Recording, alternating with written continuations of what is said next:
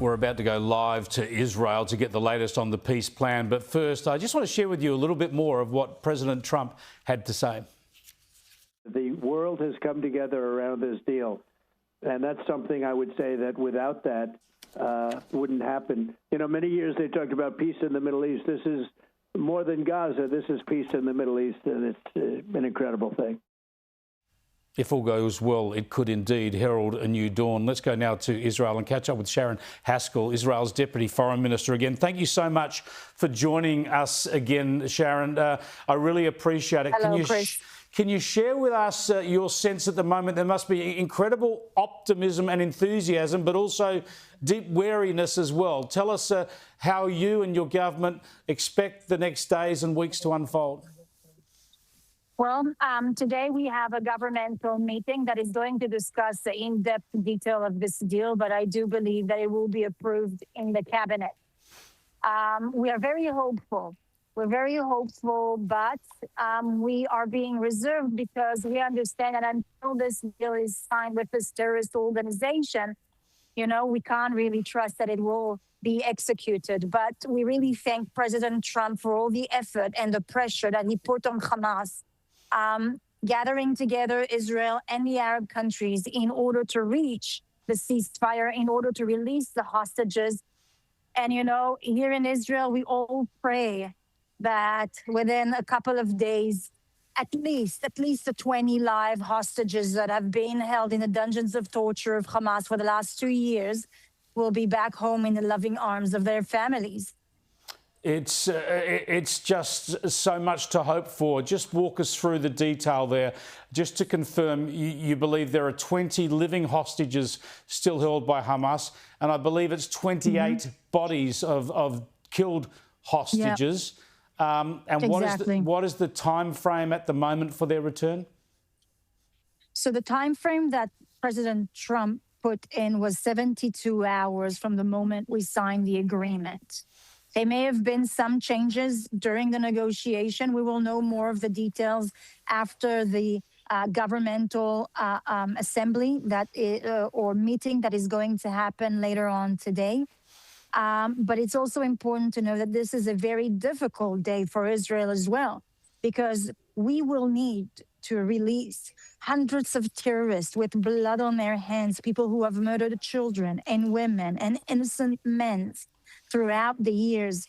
The families of those victims are in a difficult situation and in a heartbreaking moment as well, when they will know that people perpetrated those horrendous acts, monstrous acts, will be released freely into society. Some Hamas activists who have participated in the 7th of October mass be released. And so this is, as much as it's such a joyful moment, it is also a very difficult period of time for us Israelis here. It's a terrible price to pay and a very risky one, but those prisoners in the main will be released back into the Palestinian territories. Tell me about some of the Hamas leadership who will be given safe passage by Israel to go to third countries. What countries are agreeing to take Hamas leaders? So, unfortunately, in the past, obviously, Turkey and Qatar have accepted Hamas leadership. It's been living in luxurious hotel while they conduct a war and they abuse their people and put them through suffering. Those two countries have accepted in the past, but it's also important to know that some European countries have accepted in the past as well. We don't know all the details yet. And, you know, the small letters of the agreements are going to come into a discussion in a few hours here at the cabinet meeting of the government of Israel. We will discuss the names, the timelines, places where they will be deported to. And these are very difficult decisions that we need to make. But Chris, it's also important to know that throughout the last 2 years, Israel have made huge concessions that has cost us so much in order to go through a diplomatic path to bring back our hostages home. People have been gathering in Hostage Square in Tel Aviv this morning.